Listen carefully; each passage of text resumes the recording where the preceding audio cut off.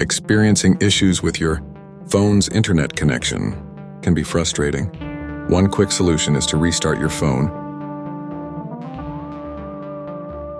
or toggle airplane mode on and off.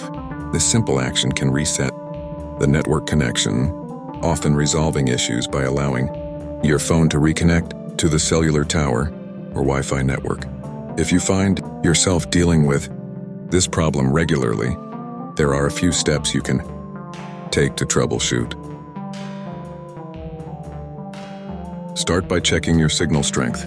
Make sure you're in an area with a strong cellular signal or a robust Wi-Fi connection.